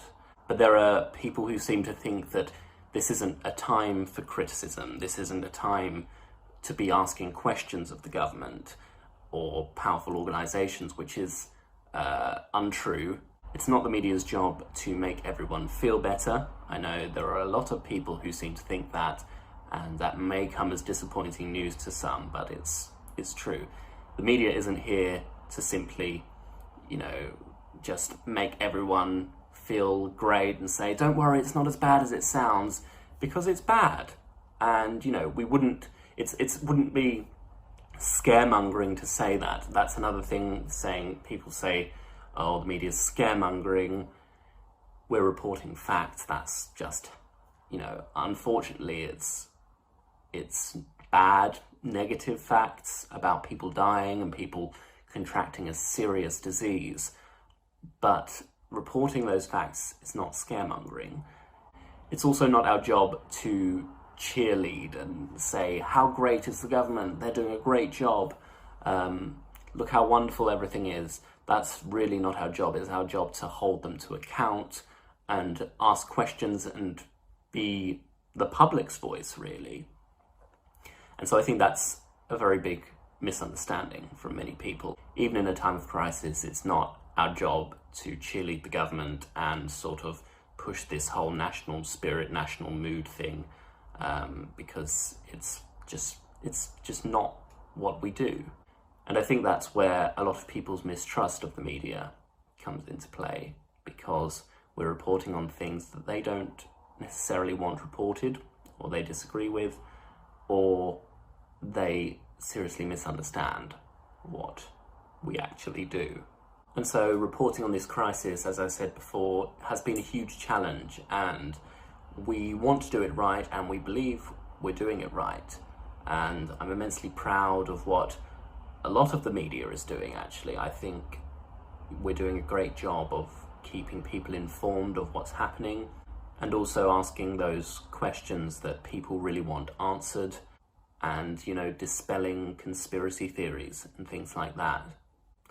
Personally, it has been difficult, and it's been a lot of work, especially doing long shifts at weird times, and every day you go in and we're going to be reporting on more deaths, more confirmed cases, but at the end of the day, we know we're doing a public service here to inform the public, and we know that our job is important because millions of people around the country and around the world are watching and listening and relying on us to tell the truth and to hold power to account and to represent them when we talk to politicians. But we're not doctors and nurses. We're not on the front lines saving lives here. And so while I do think that our work is important, I think that the work that the NHS workers are doing, they're seriously risking their lives, and that is something that is hugely admirable. So this has been a huge challenge for me personally, and my media colleagues wherever in the world, I'm sure. But at the end of the day, it's not really anything compared to the absolute trauma that people are experiencing by losing loved ones to this disease.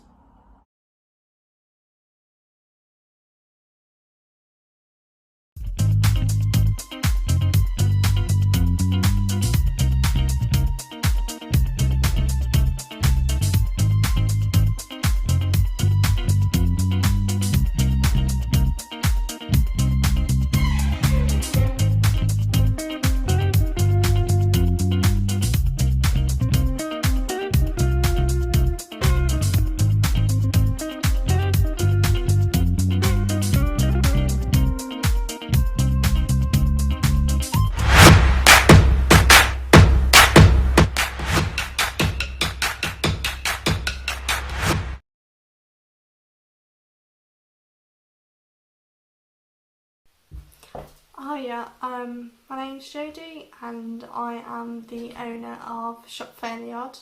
I've been asked to talk to some of you about a business and running it on Instagram. So firstly, the number one thing, you might already have this, is to create an email for your business. This can be used through Gmail. It doesn't have to be a paid one where it's your own. It can be a simple one. Just make sure that you've got a separate email for your business. So on Instagram, you can set up a business account. So you just set up a normal profile and you can transfer it to a business account. So it lets people contact you. It's not hugely different, it's just the fact that you can have a shop added to it, and also like the contact me kind of stuff on there as well. So I did that way before. When I thought of a name for Shop MacLeod, I just created the ad just in case it went, and then I don't know, just all kind of fell into place. But I think mainly there's a few tips that you should know, which I wish I knew. I did know some of them, but Instagram's keeps changing so much, and especially in the time that we're in right now, it's quite hard to tell whether you're doing it right or not. So I only sell through Instagram. I don't use Depop or Etsy. I have profiles, but I never use them. I just never got round to using them.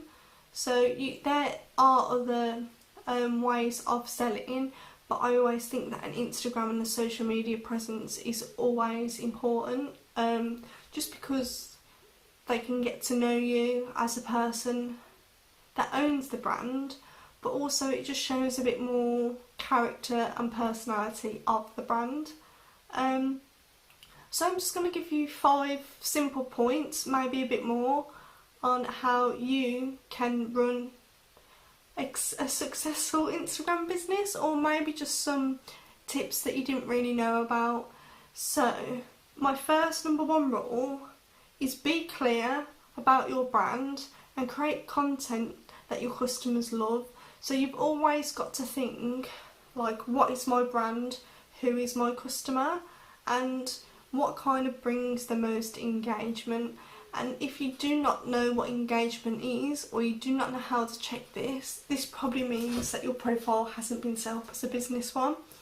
So once you do that, if you go on your profile and click on the right hand corner, you can check your audience, your insights and your engagement, and it kind of tells you your customer, it'll come to me in a minute, your customer, the best day to post, how many kind of people are visiting your website, which not your website, but it just actually tell you how many people have clicked it, and it's just a kind of good overall summary to have.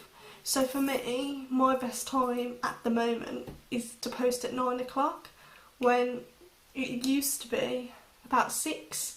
So it's always good to check that, because you could be stuck in your way of posting at 6 o'clock, but it's changed, so you always got to keep that. So what posts are bringing the most engagement, and then what do your followers want to see? So I think it's always good to ask what they want more of, or not even that, just have a little bit of an engagement of, like, say if you're selling a product, if they want more varieties, or what if they want more colours. I think it's always best to interact with your customer via a post or via your story. So number 2 is post images that attract attention. So post images that people can share. what I mean by this is not always posting your products in a way of selling them. Maybe, I don't know, customer photos are always good, and then they share that then. But another thing is, I use what I call a breakup photo, which is kind of something that I found that I've really liked, or like a quote or something like that, which kind of fits into your brand, which I call a breakup photo, and it kind of rises your engagement if people relate to it, because they share it to their story and then it's got your name on.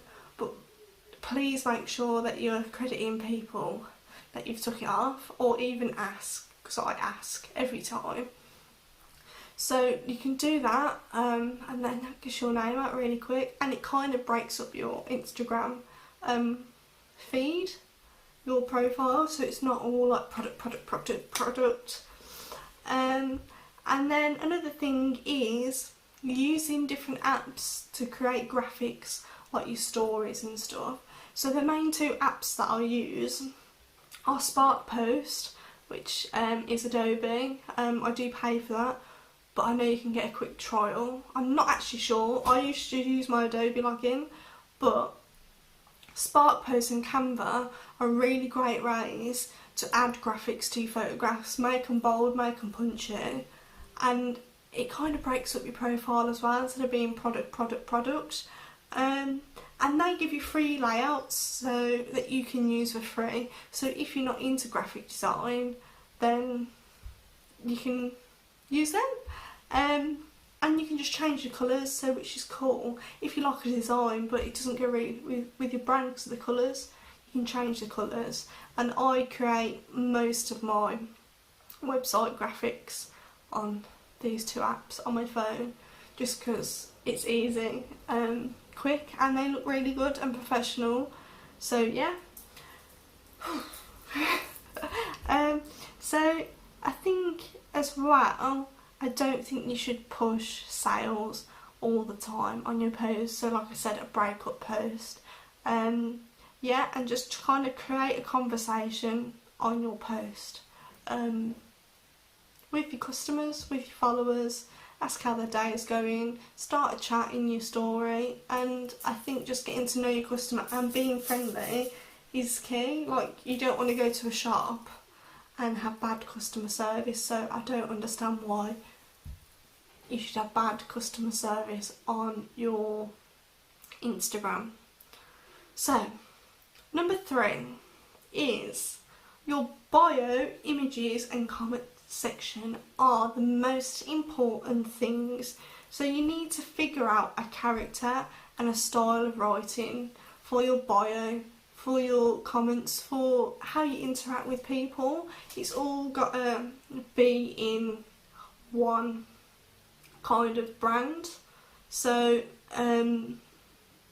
yeah, I think that's an interesting thing to find out. You might not get it at first, but building the brand and building a character is something that is important for an Instagram to be successful. Or just people like being themselves, that's fine. Well, it is fine being yourself, but yeah, I think it's just important to have a catchy bio, and when people are reading your like descriptions of your photos, it's important that it all looks the same. You're in the same character, you're using the same kind of emojis if you want to use emojis. So yeah, that's another thing. Also, tap to shop on Instagram is really important. So if you haven't noticed that some brands have a tap to shop where you click on the photo and it has the product.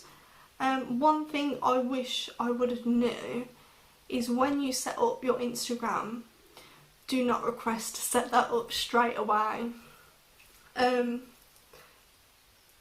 I did that and it failed like 6 times in a row because I was like, why? Like, it's a shop. But then I realised like I had no content like so why would they give it me? So I'd wait a few months that your content's built up and stuff, and please read the regulations for that as well, what you can use it for. But yeah, tap to shop, do not set it up straight away, give it a few months and then it will work. So number 4, so posting. Like I said before, check your insights and your engagements all the time. It's the most important thing ever with posting and getting engagements. Like, it's something that you can always rely on. Maybe the post doesn't do as good as another one, but right now, because of what we're in, I think it's all over the place. Like, some posts are doing really good, some posts aren't, but I don't know what it is. I just, because people are on Instagram so many times and the algorithm on Instagram is just a mess. Just try and stick to your insights and engagement prediction very well, and then I'm sure that you'll get the most engagement that you want. From the beginning, because you might not have that engagement and you might not have that information because you've only just set up, I say that you'd have to post about 3 times a day, just so you find out when the best times to post and like kind of getting them followers in. Like, don't be scared about posting and make loads of content. Like, build up that content on one day, but split them up so it looks like different things. So I do shoots and I do so many background colours, and then if you split them colours up, you've got so much content for that week. Not that week, but you've got it for a few weeks, so that's quite good. And then if you take more content and then try and figure out when's the best engagement, then that is the only way I can suggest. Maybe posting 3 times a day, so maybe in the morning, lunchtime, and later on in the afternoon. I find that later on in the afternoon is quite good, so if you do, I don't know, mine is like 6 till 9, even 10 o'clock is really good. I'm not sure why, but I think everyone's just right now just relaxing later on their phones. So yeah. Another thing about posting is doing some competitions and giveaways, but kind of doing it with other brands that are similar or even different. It'll kind of build up your followers. You might lose a lot after, but you'll get the odd follower that'll be like, oh yeah, like I like this stuff and I wouldn't have known if they didn't do this giveaway. So competitions and giveaways are a really good way of gaining followers, but I just like doing it because you get to give people free stuff. Like, I love free stuff, so you get to give a dedicated, not a dedicated follower, but just someone a cheering up basically. So yeah. I'd say the 5th one, even though it's a very like subject, hashtags. So hashtags are good, even though they're quite frowned upon, but I think they're only frowned upon if you look at them like other people do, like spam. So it's always good to research your hashtags. So I think just on your explore page, look at hashtags. What are other brands hashtagging? How many photos are in the hashtags? And just do your research before you do start doing it, because you will get blacklisted if you do spam, and that's not that great. So make sure you've researched, and a few hashtags on every post will not hurt, and it might bring a few people. Also, location, I always add location to my image. These might be basic info, but adding a location is amazing. Like, I just put Birmingham, and then yeah, people will see it on there. But that's all I have really. If you do have any questions, or you do have a struggle setting up your business, honestly, I think all my details will be in here somewhere. So just drop me a message if you're struggling with something. Like, honestly, I'm not the quickest at replying, so just bear with me. And I do get a little bit busy, but I'm always welcome to help, because I'm so grateful for the people that have helped me along the way in my business and just before even university. So yeah, I think that's about it. So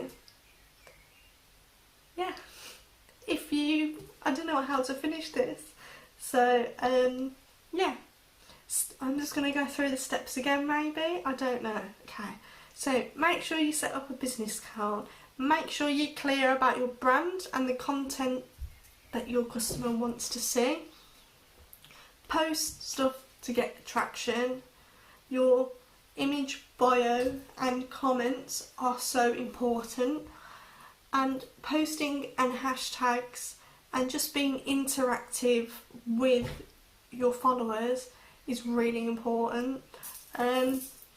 But yeah, that's it for me. If I can think anything else, I will add it onto my story on Instagram. So if you follow us at Shop Fairly Odd, that would be amazing. And I hope you all are staying safe and at home, and I hope to do another one of these soon because they're quite fun. So thanks guys.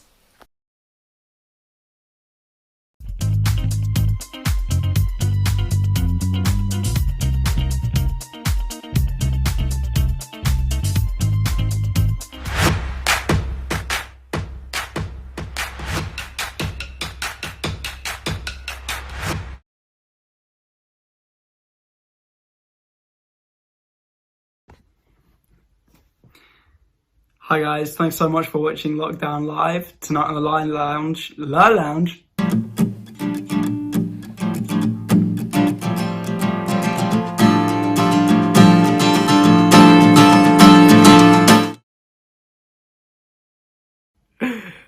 Hi guys, thanks for watching Lockdown Live. Tonight on the Live Lounge you have myself, Charlie Hooler, here in my studio in Brighton, and my dearly beloved best friend / part-time lover, partner in crime, all of the above, Reese Oliver.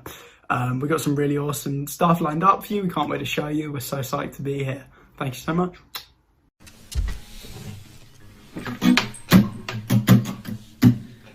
One, two, three.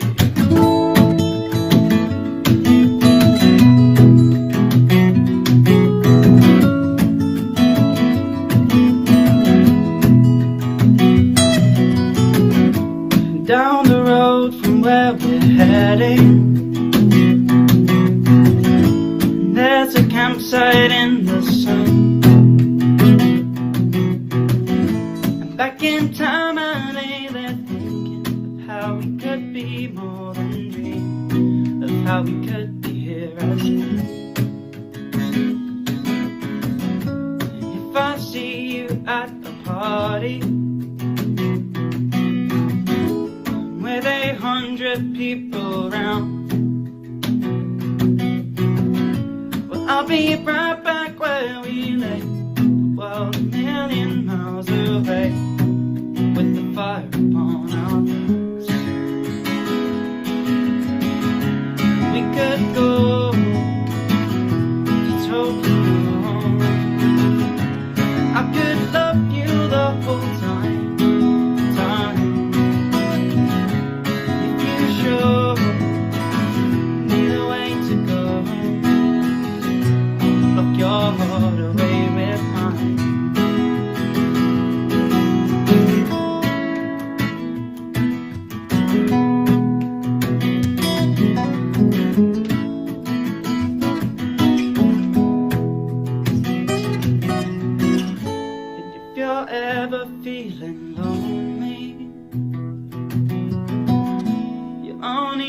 me to call my name, and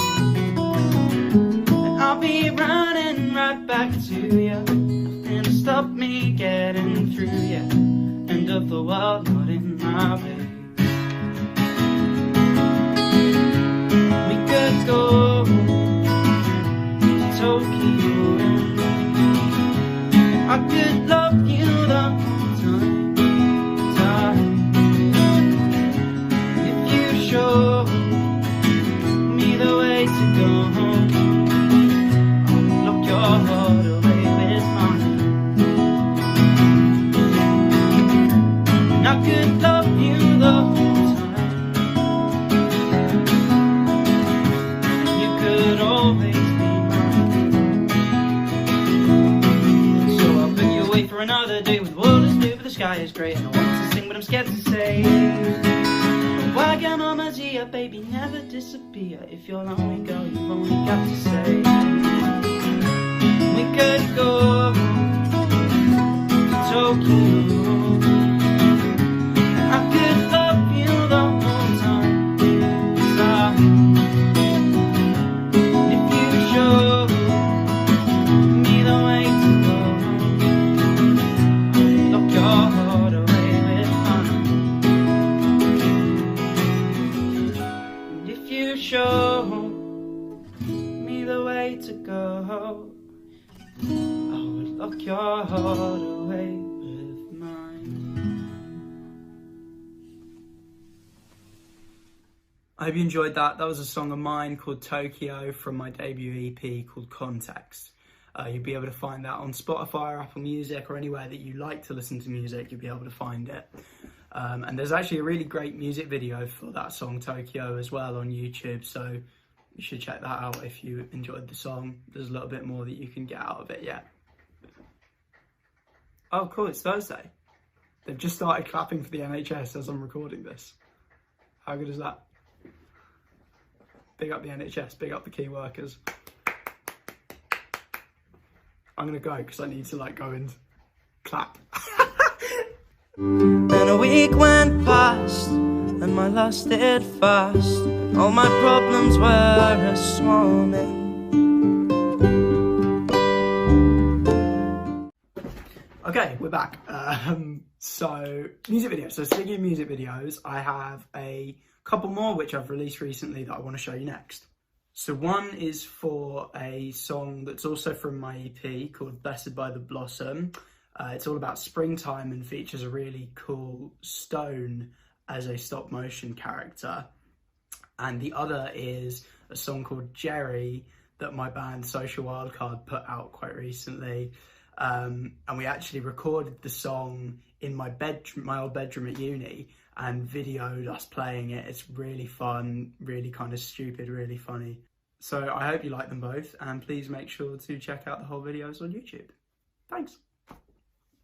Well, then maybe she's in one mind, two minds, maybe even three, but I'm in them all.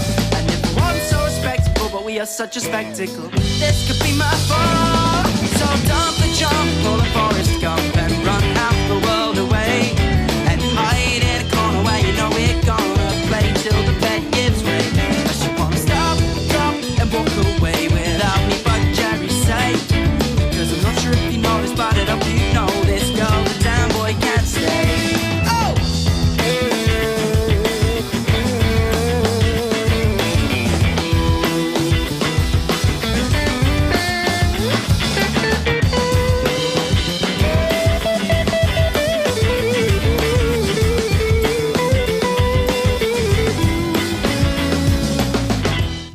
Hi guys, have you been enjoying our live lounge so far? That was one of Charlie Hula's amazing songs, Jerry, that you've just been listening to. This next song was actually written by myself and the amazingly talented singer Melissa Pace. We perform as a jazz and soul duo in and around Brighton. So if you're into that kind of thing, then please go check out our Instagram and give us a follow and anything like that. We haven't actually released this song yet. So we thought we'd kind of do like a acoustic kind of sneak preview, especially for Lockdown Live today. We're also not 100% sure on what to actually call it yet. So if you want, you can have a listen and throw some suggestions our way. And hope you enjoy.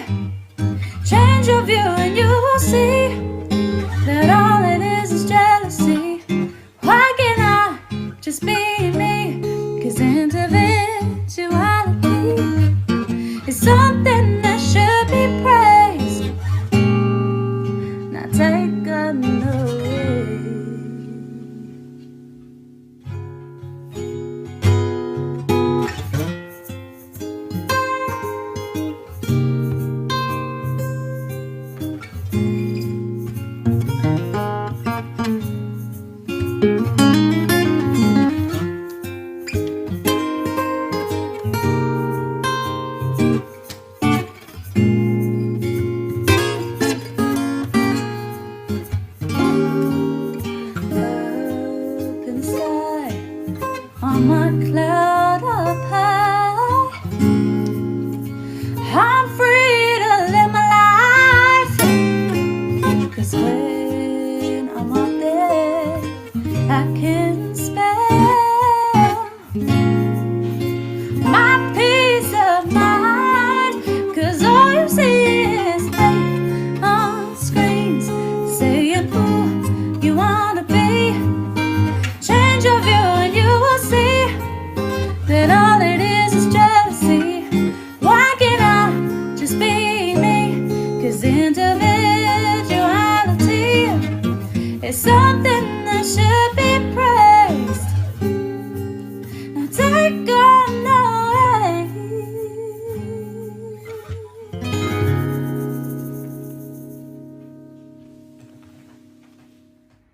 So thank you so much for having us on Lockdown Live today. It's been a real pleasure to put this programme together for you. Please make sure to find myself, Charlie Hula, and my dear partner in crime, Reese Oliver, on Instagram. We've got one last thing that we've put together for you, a song that we wrote specially for the occasion, all about isolation and being on your own. So we hope you enjoy it, and we hope you've enjoyed our live lounge tonight as well. And thank you again to Lockdown Live for having us. And yeah, I hope everyone's staying safe and enjoy.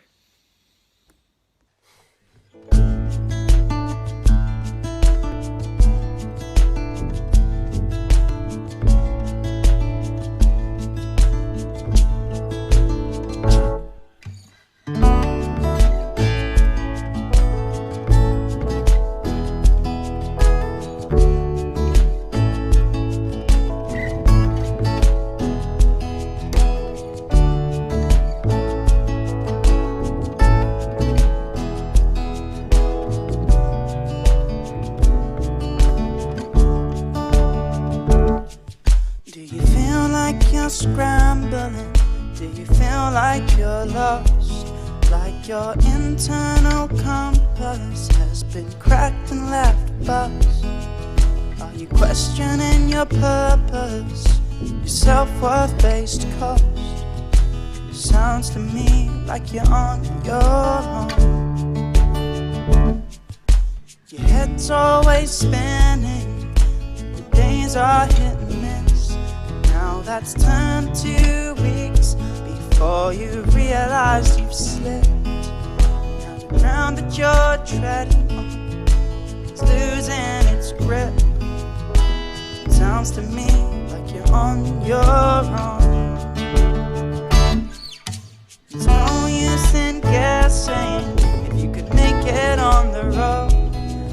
or in sizing up the distance between here and where you're gone.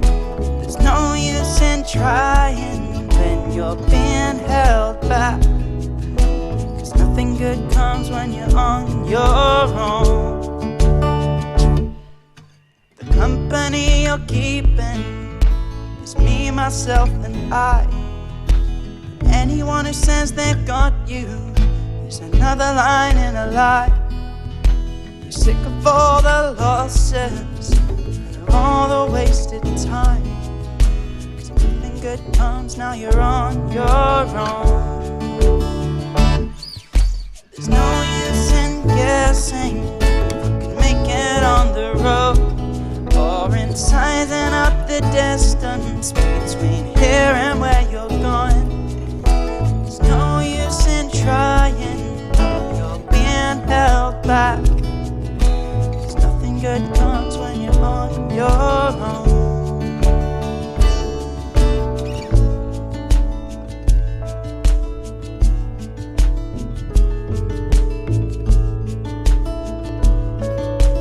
Tell him, Reese.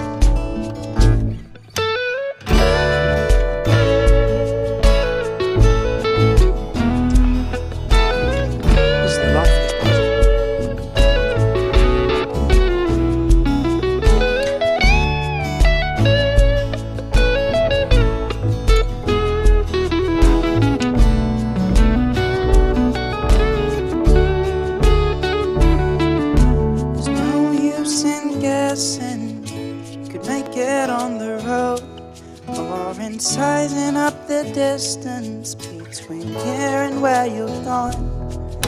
There's no use in trying when you're being held back, 'cause nothing good comes when you're on your own. Sing it with me now, baby. No, nothing good comes when you're on your own.